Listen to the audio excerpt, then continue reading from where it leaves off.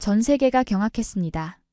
세계 최고층 쌍둥이 타워, 한국이 건설 중인 타워가 기울었다는 충격적인 뉴스. 국제 언론은 앞다퉈 한국의 실패를 보도했습니다. 하지만 폭풍우가 몰아치던 그날 모든 것이 뒤바뀌었습니다. 도대체 무엇이 그날을 바꿨을까요? 세계 건축계를 뒤흔든 그 놀라운 승리의 순간 지금 시작합니다. 여기서 잠깐 좋아요와 구독 버튼 눌러주는 센스. 안녕하세요. 저는 아즈만 빈 유수프입니다. 말레이시아 정부가 야심차게 추진하는 세계 최고층 쌍둥이 타워 프로젝트의 총감독을 맡게 됐습니다. 이 프로젝트는 단순한 건물이 아닙니다. 우리 말레이시아의 자존심이자 미래를 향한 도약이죠. 국제 언론들은 매일같이 진행 상황을 보도하고 있습니다. 어깨가 무겁습니다. 오늘 아침 프로젝트 사무실 창문 너머로 건설 현장을 바라봤습니다. 지금은 그저 거대한 구덩이에 불과하지만 곧 세계의 하늘을 찌를 두 개의 거대한 타워가 솟아오를 겁니다. 타워 1은 일본 건설팀이, 타워 2는 한국 건설팀이 맡았죠. 저는 두 팀의 작업을 동시에 감독해야 합니다. 일본 팀과는 과거에 여러 프로젝트를 함께 했습니다. 그들의 정확함과 세심함은 항상 감탄을 자아냈죠. 고바야시 켄지 현장 소장은 오늘도 완벽한 정장 차림으로 미팅에 나타났습니다. 그의 팀이 준비한 설계도와 시공 계획은 예술 작품처럼 정교했습니다. 아즈만 감독님, 저희 일본 팀은 100년 이상의 초고층 건축 경험을 가지고 있습니다. 안심하셔도 됩니다. 고바야시의 말에 고개를 끄덕였습니다. 그의 자신감은 근거가 있었습니다. 일본은 오랫동안 아시아 건설 기술의 선두주자였으니까요. 그리고 또 다른 팀, 한국의 삼성물산이 있습니다. 그들의 현장 소장 강준호는 첫 만남부터 고바야시와는 완전히 달랐습니다. 고바야시가 화려한 프레젠테이션으로 시작했다면 강준호는 간결한 인사 후 바로 시공 현장으로 향했죠. 보고서보다 현장이 중요합니다.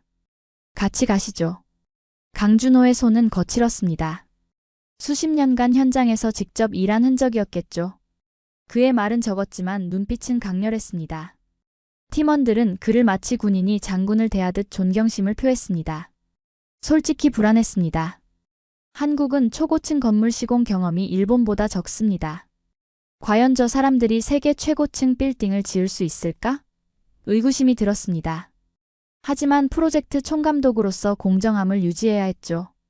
첫 주 동안 두 팀의 작업 방식을 관찰했습니다. 일본 팀은 모든 것을 문서화하고 회의를 통해 결정을 내립니다. 고바야시는 매일 저녁 정확히 5시에 진행 보고서를 제출했습니다. 그의 보고서는 항상 완벽했죠. 반면 한국 팀은 달랐습니다. 그들은 서류보다 행동이 먼저였습니다. 강준호는 새벽부터 밤늦게까지 현장을 떠나지 않았습니다. 그의 팀원들도 마찬가지였죠. 그들은 빠른 의사결정과 즉각적인 실행력으로 일본 팀보다 한 발 앞서 기초 공사를 시작했습니다. 사무실로 돌아와 창밖을 바라봤습니다. 타워 1과 타워 2가 들어설 자리는 아직 평평한 땅일 뿐이지만 이미 두 팀의 색깔이 드러나고 있었습니다. 일본 팀의 구역은 깔끔하게 정리되어 있고 한국 팀의 구역은 분주하게 움직이는 중장비와 인부들로 활기찼습니다. 이 프로젝트의 결과가 어떻게 될지 정말 궁금하군요. 제 옆에 선 부감독이 말했습니다. 두 팀 다 각자의 방식으로 최선을 다할 겁니다. 우리는 공정하게 지켜보고 지원하면 됩니다. 그렇게 말했지만 마음 한구석에서는 일본 팀에 더 신뢰가 갔습니다. 오랜 경험과 체계적인 접근법은 초고층 건물 같은 복잡한 프로젝트에서 중요하니까요. 하지만 제가 모르는 사실이 있었습니다. 이 프로젝트는 단순한 건물 건설이 아니라 두 나라의 자존심을 건 경쟁이 될 것이라는 사실을요. 저는 공사 현장을 둘러보며 믿기 힘든 광경을 목격했습니다. 일본 팀의 작업 현장은 예상대로 정갈했죠. 모든 장비가 줄지어 정리되어 있고 작업자들은 정해진 시간에 정확히 움직였습니다. 고바야시는 매일 아침 팀원들과 함께 안전회의를 진행했고 그의 문서화 작업은 완벽했습니다.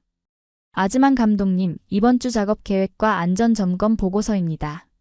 모든 내용을 세부적으로 정리했습니다. 고바야시가 건넨 파일은 마치 교과서 같았습니다.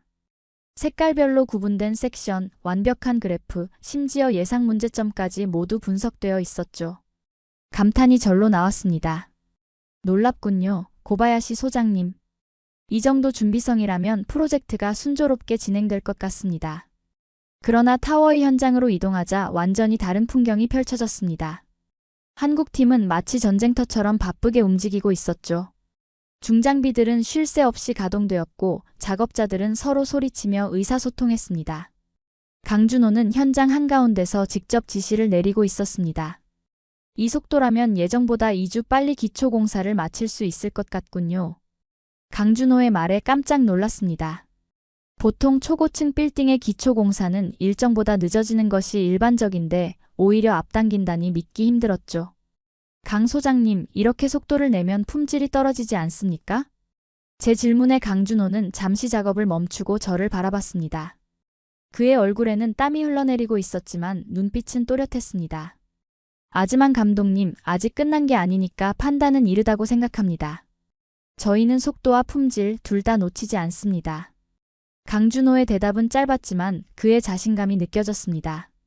그는 말없이 다시 현장을 돌며 각 구역을 확인했죠.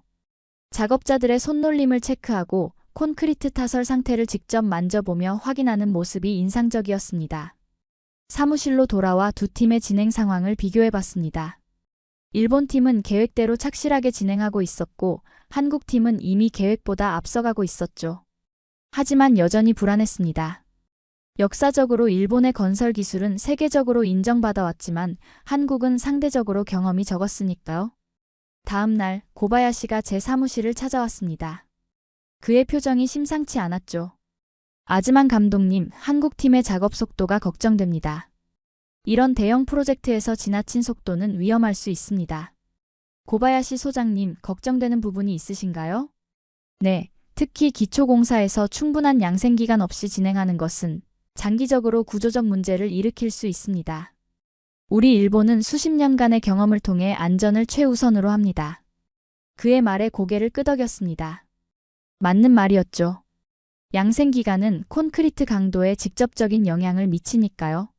한국팀의 현장을 다시 방문했을 때 강준호에게 고바야시의 우려를 전달했습니다. 양생기간이 충분하지 않다는 지적이 있는데 이에 대해 어떻게 생각하십니까? 강준호는 잠시 생각하더니 저를 현장 한쪽으로 안내했습니다. 그곳에는 제가 본 적 없는 장비들이 설치되어 있었죠. 이것은 최신 콘크리트 양생 촉진 시스템입니다. 기존 방식보다 30% 빠르게 양생되면서도 강도는 오히려 높아집니다. 저희는 속도만 추구하는 게 아닙니다. 그의 설명을 들으며 놀라움을 감추지 못했습니다. 강준호는 계속해서 현장을 안내하며 한국팀만의 기술적 접근법을 설명했죠. 그들은 단순히 빠르게 작업하는 것이 아니라 혁신적인 기술과 방법론을 통해 효율성을 높이고 있었습니다. 하루가 지나고 제 사무실에 두 팀의 콘크리트 강도 테스트 결과가 도착했습니다. 일본 팀의 결과는 예상대로 기준치를 충족했습니다. 그리고 한국 팀의 결과를 확인했을 때 저는 자리에서 일어나 보고서를 다시 읽어봤습니다. 이게 맞나요? 한국 팀의 콘크리트 강도가 기준치보다 15% 높다고요? 부감독이 고개를 끄덕였습니다. 네, 2번 확인했습니다. 그들의 양생 기술이 정말 효과가 있는 것 같습니다. 창밖으로 한국팀의 현장을 바라봤습니다. 그들은 여전히 바쁘게 움직이고 있었지만 이제는 다른 시선으로 보게 됐죠. 혹시 내가 그들을 과소평가한 것일까? 아직 결론을 내리기엔 이르지만 한국팀에 대한 제 의구심이 조금씩 변화하기 시작했습니다. 저는 프로젝트 진행률 70% 지점에서 예상치 못한 위기를 맞았습니다. 아침 일찍 비서가 들고 온 일본 신문에는 충격적인 헤드라인이 실려 있었습니다. 말레이시아 쌍둥이 타워, 한국 건설 타워 기울어져. 순간 혈압이 오르는 느낌이었습니다. 기사 내용은 더 충격적이었습니다. 타워이, 즉 한국이 시공 중인 타워가 1인치 기울었다는 내용이었죠. 이미 해외 언론에서도 이 소식은 퍼지고 있었습니다. 가슴이 철렁 내려앉았습니다. 이 프로젝트는 말레이시아의 국가적 자부심이자 제 커리어의 정점을 찍을 작품이었습니다. 실패는 절대 용납될 수 없었죠. 즉시 현장으로 향했습니다. 일본 팀 구역에서 고바야시를 만났는데 그는 의외로 평온해 보였습니다. 주변에는 여러 언론사 기자들이 그를 둘러싸고 있었죠. 안타깝게도 우려했던 일이 발생했군요. 저희 일본 팀은 안정성을 최우선으로 하기 때문에 이런 문제가 발생하지 않았습니다. 고바야시의 말에는 미묘한 우월감이 느껴졌습니다. 그는 카메라 앞에서 노련하게 설명을 이어갔습니다. 일본 기술의 우수성과 안정성을 강조하면서 한국 기술의 한계를 암시했죠. 그의 표정에서는 어떤 놀라움도 보이지 않았습니다. 마치 이미 예상했던 일인 것처럼요. 타워의 현장으로 급히 이동했습니다. 그곳에서는 강준호가 팀원들과 함께 무언가를 검토하고 있었습니다. 다급한 마음으로 그에게 다가갔습니다. 강 소장님, 언론 보도가 사실입니까? 타워가 정말 기울었습니까? 제 목소리에는 긴장감이 가득했습니다. 하지만 강준호의 표정은 의외로 차분했습니다. 그는 잠시 생각하더니 단 한마디로 대답했습니다. 측량 결과가 나올 때까지 기다리시죠. 그게 전부였습니다. 더 이상의 해명이나 변명은 없었죠. 저는 당황했습니다. 이런 큰 위기 상황에서 그저 기다리자고만 한다니요. 온 세계 언론이 우리 프로젝트를 주시하고 있는데 말입니다. 사무실로 돌아와 창밖을 바라봤습니다. 두 타워는 나란히 서 있었고 육안으로는 어떤 기울어짐도 감지할 수 없었습니다. 의문이 들었습니다. 정밀 장비로만 측정 가능한 1인치의 기울어짐을 어떻게 일본 언론이 가장 먼저 알게 되었을까요? 그날 오후 여러 국제 언론사들이 저에게 인터뷰를 요청했습니다. 프로젝트 총감독으로서 책임 있는 답변을 해야 했지만 아직 확실한 정보가 없었죠. 부감독은 걱정스러운 표정으로 제게 다가왔습니다. 어떻게 대응하실 건가요? 프로젝트가 위험에 처해 있습니다. 깊은 한숨을 내쉬며 대답했습니다. 독립적인 측량 결과가 나올 때까지 기다릴 겁니다. 그 전에는 어떤 공식 입장도 내지 않겠습니다. 하지만 마음속으로는 이미 실망감이 가득했습니다. 역시 우려했던 일이 일어났구나. 한국팀의 빠른 시공 속도가 결국 문제를 일으켰구나. 그런 생각이 들었죠. 저녁이 되어 사무실로 돌아가는 길에 타워의 현장을 다시 지나갔습니다. 강준호는 홀로 타워 아래에 서서 위를 올려다보고 있었습니다. 그의 뒷모습에는 흔들림이 없었습니다. 오히려 확신에 찬 듯한 모습이었죠. 강준호가 저를 발견하고 다가왔습니다. 그의 눈빛은 여전히 단단했습니다. 측량팀이 곧 결과를 가지고 올 겁니다. 회의실에서 기다리시지요. 저는 그를 따라 회의실로 향했습니다. 이제 곧 진실이 밝혀질 것입니다. 한국팀의 실패인지 아니면 다른 무언가가 있는지 말이죠. 제 불안감은 점점 커져갔습니다. 이 프로젝트의 성패가 오늘 저녁에 결정될지도 모릅니다. 저는 회의실에 앉아 측량 결과를 기다리는 동안 벽에 걸린 사진들을 바라봤습니다. 그중 한 장이 제 시선을 사로잡았습니다. 중동의 어느 프로젝트 현장에서 찍힌 단체 사진이었습니다. 자세히 보니 놀라운 사실을 발견했습니다. 사진 속에는 젊은 시절의 강준호와 고바야시가 나란히 서 있었습니다. 두 사람은 함께 일했던 적이 있었던 겁니다. 이런 사실을 몰랐습니다. 강준호와 고바야시는 한 번도 과거의 인연을 언급한 적이 없었죠. 사진을 더 자세히 살펴보니 두 사람은 서로 어깨를 걸치고 웃고 있었습니다. 한때는 동료였던 사이였던 겁니다. 측량팀을 기다리는 동안 저는 고바야시에게 전화를 걸었습니다. 그와 강준호의 관계가 궁금했습니다. 고바야시 소장님, 혹시 강준호 소장님과 예전에 함께 일했던 적이 있습니까? 전화 너머로 잠시 침묵이 흘렀습니다. 네, 15년 전 사우디아라비아 프로젝트에서요.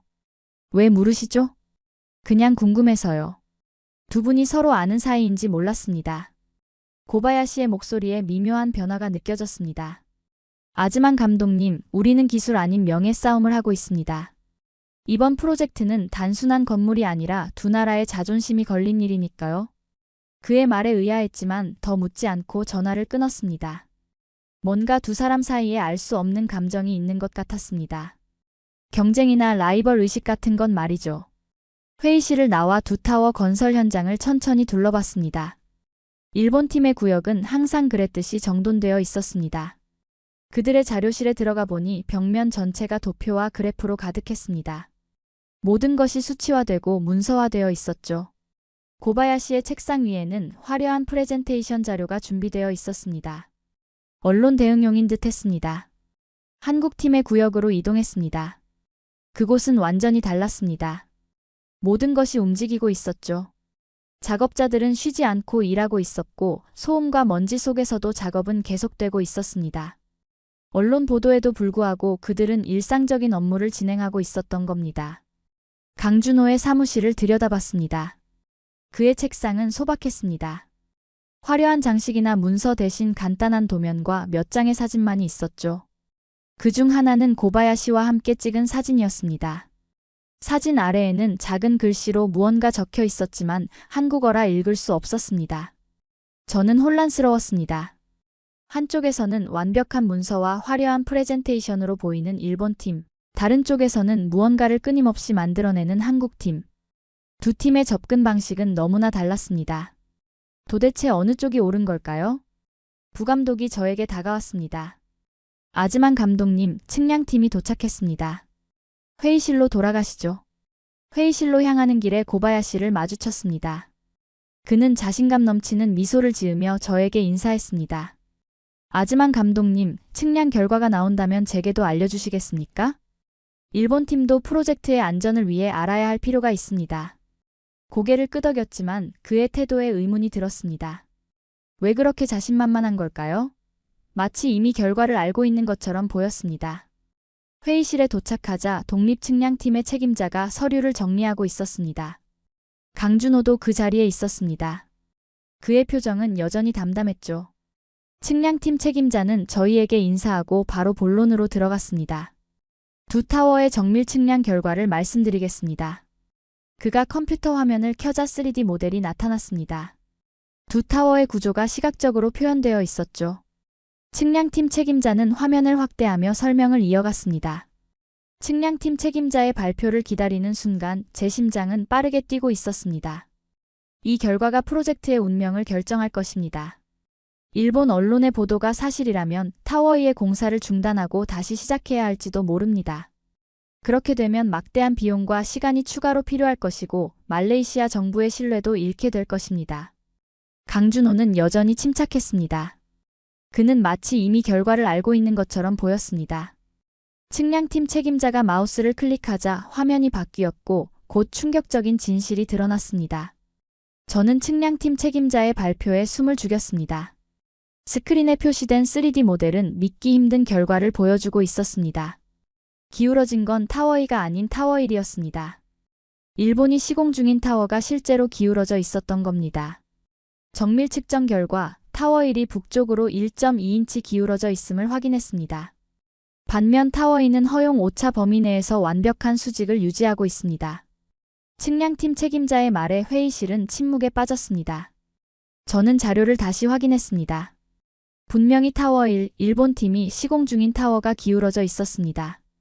이게 맞습니까? 실수는 아닙니까? 네, 3번 반복 측정했습니다. 결과는 동일합니다. 충격이었어요. 일본 언론은 한국 타워가 기울었다고 보도했는데 실제로는 정반대였습니다. 강준호를 바라봤습니다. 그는 여전히 침착했지만 눈빛에는 작은 승리의 기색이 보였어요. 강 소장님, 이 사실을 알고 계셨습니까? 저희는 매일 자체 측정을 하고 있습니다. 타워의 수직 상태는 완벽해요. 그의 대답은 간결했죠. 왜 그는 처음부터 이 사실을 알리지 않았을까요? 궁금했지만 지금은 더 중요한 문제가 있었습니다. 회의실을 나와 즉시 일본 팀 구역으로 향했습니다. 고바야시를 찾아야 했어요. 그러나 그의 사무실은 비어 있었습니다. 팀원들은 모두 분주하게 무언가를 정리하고 있었죠. 제가 다가가자 그들은 고개를 숙이고 말을 피했습니다. 부감독이 저에게 다가왔어요. 일본 팀은 긴급 내부 회의 중입니다. 그리고 언론에 나간 기사들이 하나둘 삭제되고 있습니다. 언론 보도를 다시 확인해 보니 일본 신문사들은 기사를 내리고 있었어요. 해외 언론들도 정정 보도를 시작했죠. 타워1이 기울어졌다는 사실은 빠르게 퍼지고 있었습니다. 한국팀 구역으로 돌아가 보니 그들은 평소와 같이 일하고 있었어요. 강준호는 현장에서 작업자들과 함께 있었죠. 그에게 다가갔습니다. 왜 처음부터 말씀하지 않으셨습니까? 타워1이 기울었다는 사실을 알고 있었잖아요. 강준호는 잠시 일을 멈추고 저를 바라봤습니다. 아즈만 감독님, 우리는 남의 실수를 지적하는 일보다 우리의 일을 완벽하게 하는 데 집중합니다. 그게 우리 방식입니다. 그의 말에 깊은 인상을 받았어요. 한국팀은 언론의 오보에도 불구하고 자신들의 일에만 집중했던 것입니다. 더 놀라운 사실은 그들이 이미 모든 구조물을 오차 범위 내에서 검증 완료했다는 점이었습니다. 한국팀의 자료실로 들어가 보니 벽면에는 매일의 측정 데이터가 꼼꼼하게 기록되어 있었어요. 그들은 모든 것을 조용히 준비하고 있었던 거죠. 언론의 오보에도 대응할 준비가 되어 있었습니다.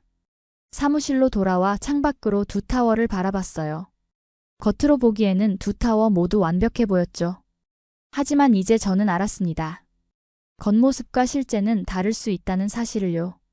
화려한 발표와 자료보다 중요한 것은 실제 결과였습니다. 그날 저녁 고바야시가 마침내 제 사무실을 찾아왔어요. 그의 표정은 처음 보는 심각함이었죠. 아즈만 감독님, 실수가 있었습니다. 우리는 타워 1의 기울어짐을 바로잡기 위한 조치를 취하고 있습니다. 그는 더 이상 자신만만한 모습이 아니었어요. 처음으로 그의 목소리에서 불안감을 느꼈습니다. 고바야시 소장님, 왜 한국 타워가 기울었다고 언론에 알렸습니까? 그는 잠시 침묵했어요. 그의 대답은 예상외였죠. 기술적 오해가 있었습니다. 그게 전부였습니다.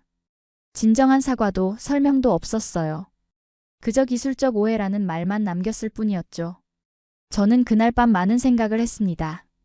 두 팀의 차이점, 두 사람의 리더십 스타일, 그리고 누가 진정한 전문가인지에 대해서요. 다음 날 아침 프로젝트는 새로운 국면을 맞았습니다. 일본 팀은 타워 1 긴급 보정 작업에 돌입했어요. 모든 작업 일정이 조정되었고 추가 장비와 인력이 투입됐죠. 일본 언론은 이전의 보도를 모두 삭제하고 기술적 오해라는 표현으로 상황을 설명하기 시작했습니다. 한편 국제기자단의 현장 방문이 예정되어 있었습니다.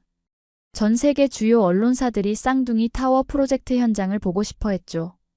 하지만 일본 팀은 갑자기 취재를 거부했습니다. 고바야시는 내부 조정 중이라는 이유로 모든 인터뷰를 취소했습니다. 이제 오직 한국팀만이 현장 공개를 승낙했습니다. 강준호는 평소와 다름없이 차분하게 준비를 진행했습니다. 그런데 문제가 생겼어요. 기상청에서 그날 강풍과 폭우 예보를 발표한 것입니다. 저는 강준호에게 우려를 표했어요. 이런 날 시연을 강행해도 되겠습니까? 안전 문제가 있을 수 있습니다. 강준호는 창밖에 어두워지는 하늘을 바라보더니 고개를 끄덕였습니다. 건물은 비와 바람 속에서도 버텨야 합니다. 오히려 더 좋은 시험 기회입니다. 그의 자신감에 놀랐어요. 강준호는 직접 타워 꼭대기로 올라갈 계획이었습니다. 타워의 안전성을 증명하기 위해서였죠. 제 마음은 복잡했습니다. 그의 결단력은 분명 존경할 만했지만 위험하다고 생각했어요. 오후가 되자 하늘은 더욱 어두워졌습니다. 비가 내리기 시작했고 바람은 점점 강해졌죠. 국제기자단은 예정대로 도착했습니다. 그들은 비옷을 입고 카메라를 방수 커버로 감싸고 있었습니다. 저는 그들을 맞이하며 상황을 설명했습니다. 타워 1의 기울어짐과 일본 팀의 취재 거부에 대해서요. 기자들은 호기심 어린 눈으로 두 타워를 번갈아 바라봤습니다. 육안으로는 두 타워의 차이점을 알아볼 수 없었죠. 강준호가 기자단 앞에 섰습니다.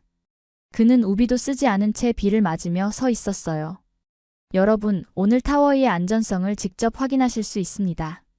저희는 어떤 날씨 조건에서도 완벽한 구조를 유지합니다.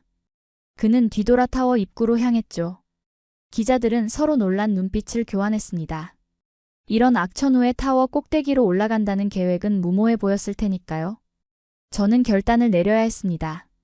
이 시연을 허락할 것인가, 아니면 안전상의 이유로 중단시킬 것인가? 잠시 고민하다가 강준호를 따라 타워 입구로 향했습니다. 그의 자신감 뒤에는 분명 근거가 있을 테니까요. 엘리베이터를 타고 올라가는 동안 창밖으로 비가 거세게 내리는 모습이 보였습니다. 70층을 지나자 바람 소리가 더욱 크게 들렸어요. 강준호의 표정은 여전히 평온했죠. 정말 괜찮은 겁니까? 이런 날씨에서는 위험할 수 있습니다. 강준호는 미소를 지었어요. 그것은 제가 처음 보는 표정이었습니다. 우리는 이런 조건을 모두 계산해 넣었습니다. 바람이 최대 속도로 불어도 타워는 흔들리지 않아요. 마침내 전망대에 도착했습니다. 유리창 너머로 폭풍우 속의 도시가 보였어요. 기자들은 경외심을 감추지 못했죠. 우리가 서 있는 타워에는 바람 속에서도 놀라울 정도로 안정적이었습니다. 강준호는 기자들에게 구조 설계도를 보여주기 시작했어요. 특수 제작된 철골 구조와 풍압을 분산시키는 시스템에 대해 설명했죠. 이런 악천 후에서도 건물이 안정적인 이유를 자세히 설명했습니다. 폭우는 계속되었지만 기자단의 방문은 성공적으로 진행되었어요. 타워위의 전망대에서 바라본 도시 풍경은 비에 젖은 채로도 아름다웠죠.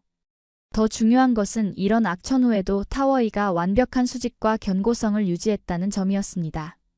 전망대에서 내려온 후 기자들은 자연스럽게 타워 1쪽으로 관심을 돌렸어요. 그곳에서는 임시 보정용 기둥 설치 작업이 한창이었습니다. 일본 팀은 비상 상황에 대처하고 있었고 그 모습이 기자들의 카메라에 담겼어요. 저녁 뉴스에는 두 타워에 대비되는 모습이 전 세계에 방송되었습니다. 폭풍우 속에서도 견고한 한국의 타워 2와 보정 작업 중인 일본의 타워 1. 이 이미지는 강력했어요. 해외 언론들은 앞다투어 이 소식을 보도했고 한국 기술의 우수성에 주목하기 시작했죠. 다음 날 아침 프로젝트 사무실에서 공식 기자회견이 열렸습니다. 모든 언론사들이 자리를 가득 메웠죠. 저는 프로젝트 총감독으로서 공식 발표를 해야 했어요. 단상에 올라 마이크 앞에 섰을 때 지난 몇 개월간의 일들이 머릿속을 스쳐 지나갔습니다. 처음에 가졌던 의구심, 일본 기술에 대한 맹신, 그리고 한국 팀에 대한 편견. 모든 것이 이제는 달라졌어요. 여러분, 오늘 저는 솔직하게 말씀드리겠습니다. 저는 처음 이 프로젝트를 시작할 때 일본을 믿었습니다. 그들의 오랜 경험과 명성을 신뢰했죠. 하지만 오늘 이 타워는 한국 기술의 승리를 증명했습니다. 저의 발표에 기자실은 조용해졌어요. 모두가 집중하고 있었죠. 우리는 때로 겉모습에 속습니다. 화려한 프레젠테이션과 오랜 역사가 항상 최고의 결과를 보장하지는 않습니다. 중요한 것은 실제 행동과 결과입니다. 타워이는 그 증거입니다. 기자회견이 끝난 후 저는 타워이 꼭대기로 다시 올라갔어요. 강준호가 그곳에 있었습니다. 그는 창밖으로 도시를 바라보고 있었죠. 제가 다가가자 그는 돌아봤습니다. 강 소장님, 왜 그동안 자신을 변명하지 않으셨습니까? 오보가 나돌 때 진실을 말할 수 있었을 텐데요. 강준호는 잠시 생각하더니 대답했어요. 말보다 행동이 중요합니다. 우리는 결과로 증명하는 것을 선호하죠. 저는 그의 손을 잡고 단단히 악수했어요. 그의 손에는 여전히 현장에 거친 흔적이 남아 있었습니다. 진정한 장인의 손이었죠. 이 프로젝트는 당신과 한국팀 덕분에 성공했습니다. 감사합니다. 강준호의 입가에 미소가 번졌습니다. 우리는 함께 창밖을 바라봤죠. 이제 맑게 갠 하늘 아래 말레이시아의 도시 풍경이 펼쳐져 있었습니다. 두 개의 타워가 나란히 서 있었지만 이제 모두가 그 차이점을 알게 되었죠. 프로젝트 완공일이 일주일 앞으로 다가왔습니다. 타워 1의 기울어짐은 결국 보정되었고 두 타워 모두 외관상으로는 완벽해 보였어요. 하지만 모든 사람들은 이제 진실을 알고 있었죠. 한국 기술의 우수성과 일본의 실수를 말입니다. 저녁이 되자 저는 혼자 프로젝트 부지를 걸었습니다. 타워 아래에 서서 위를 올려다봤습니다요. 두 개의 거대한 구조물이 하늘을 찌르고 있었죠. 하지만 제 시선은 자연스럽게 타워 2로 향했습니다. 어둠이 내리자 타워 2 꼭대기에 삼성 로고가 밝게 빛나기 시작했습니다. 그 빛은 도시 전체를 비추는 듯 했어요. 묵묵한 손길이 세운 탑이 이제 전 세계의 주목을 받고 있었죠. 세계는 이제 그 이름을 기억할 것입니다. 다음 날 아침 공항으로 향하는 길에 강준호를 마주쳤습니다. 그는 조용히 귀국 비행기를 타기 위해 체크인을 하고 있었죠. 벌써 떠나시는 겁니까?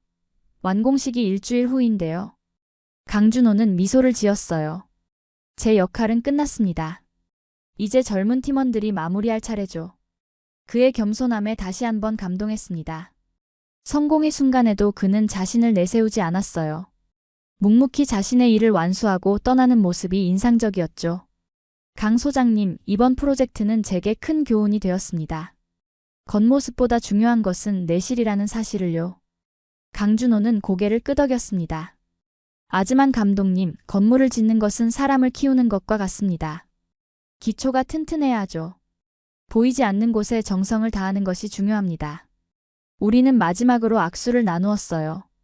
그리고 강준호는 출국장으로 사라졌습니다. 그의 뒷모습을 바라보며 이번 프로젝트가 단순한 건물 건설이 아니었다는 사실을 깨달았습니다. 그것은 두 문화의 만남이자 진정한 전문성이 무엇인지를 보여주는 교훈이었죠. 공항에서 나오는 길에 스마트폰을 확인했어요. 세계 각국의 건설 및 공학 매체들이 타워의 성공 사례를 다루고 있었습니다. 한국의 기술력이 세계적으로 인정받는 순간이었죠. 프로젝트 현장으로 돌아와 마지막으로 두 타워를 바라봤습니다. 외관상으로는 똑같아 보였지만 이제 저는 그 내면의 차이를 알고 있었습니다. 때로는 가장 조용한 사람이 가장 큰 일을 해낸다는 사실을요. 타워의 꼭대기에 삼성 로고가 다시 한번 빛나기 시작했습니다. 그 빛은 마치 새로운 시대의 시작을 알리는 신호 같았어요. 한국 기술의 시대, 묵묵하게 결과로 말하는 장인 정신의 시대가 열린 것입니다. 묵묵한 손길이 세운 탑. 세계는 이제 그 이름을 기억한다. 저는 마음속으로 되뇌었죠. 이 경험은 제 인생에서 가장 값진 교훈이 되었습니다. 진정한 전문가는 자신을 과시하지 않고 결과로 증명한다는 사실을요. 마치 강준호처럼 말입니다. 오늘의 사연은 어떠셨나요? 이번 영상을 어떻게 생각하시는지 댓글로 의견을 남겨주시고 좋아요를 눌러주세요. 다음에도 더 흥미진진한 사연으로 찾아뵙겠습니다. 여러분의 사연 제작소 감동 나누기였습니다. 감사합니다.